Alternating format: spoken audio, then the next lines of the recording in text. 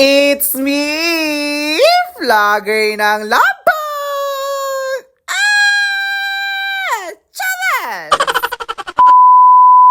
Good day mga mi and happy blessed everyone! Ngayong araw nga pala ay samahan niyo akong pupunta sa SM City dahil may imimit tayong tao ngayon. Dahil akalain nyo mga miss, sa pagiging content creator ko ay may gustong makipagkita sa akin at makipagbanti. Kaya hindi ko lubos na sinayang yun at agad naman akong gumora at makipag-meet up sa kanya. So, bago nga tayo pupunta sa SM City, magmamask muna tayo dito sa Central Solana. Kasi kailangan ko na di mabawas-bawasan ng aking kasalanan kasi hindi na nga ako virgin. Charan!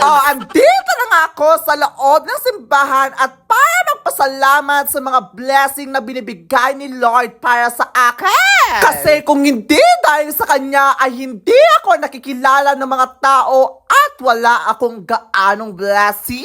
Kasi kahit unting blessing man yan o anong bagay man yan ay kailangan natin tanggapin at magpasalamat kay Lord.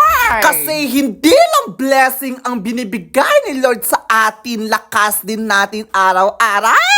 So fast forward mga mi, andito na nga ako sa SM and I'm so very excited na mamimit na natin si Ma'am Geneva. Kanina pa nga si Ma'am Geneva dito sa SM kaya super nakakahiya talaga.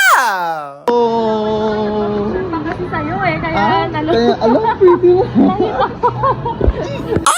Yan na nga pala si Ma'am Geneva. Tignan nyo naman yung unique ng kanyang beautification.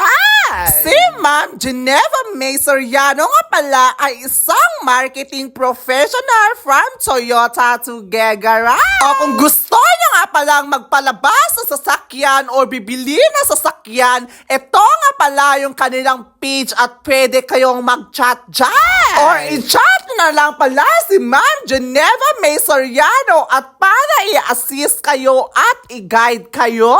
Hindi lang basta-basta na i-guide ni Ma'am Geneva kayo. Perfect din siya mag-entertainment ng mga clients at mapapanganga ka na lang talaga sa beautification niya sa kanyang mukha. At tignan nyo mga mi, hindi ko in-expect na papakainin niya ako sa mamahalin na restaurant.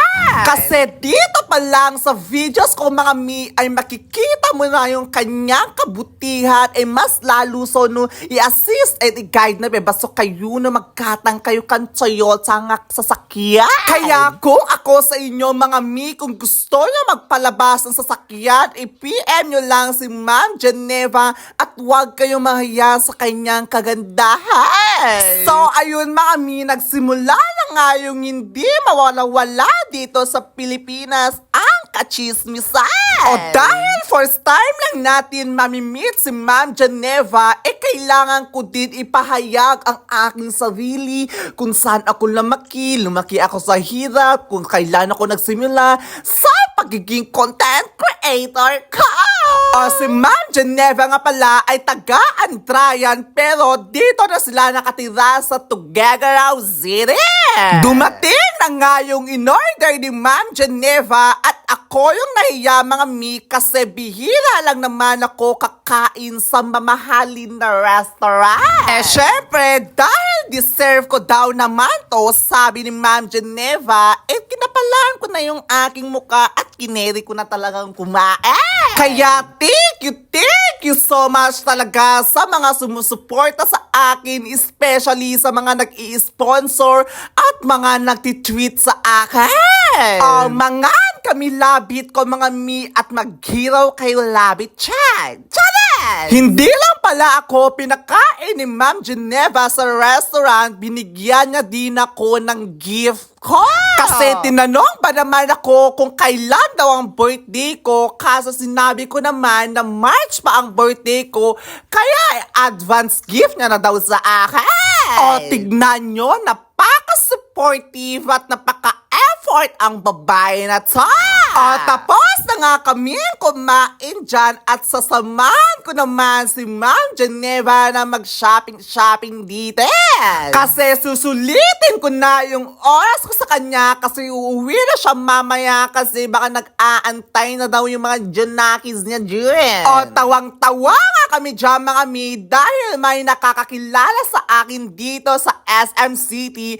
Nahihiya kasi ata silang makapag-picture sa akin kaya ayun, dead man. Naggatang labalata ni Ma'am Geneva kang gamit na kambanyo like shampoo at kanyang pampaganza. Mamaya sabi mo, teka dito mag-picture ko. Tinuro ka ba na dun sa kasama niya? Ay, tinuro niya. Oo.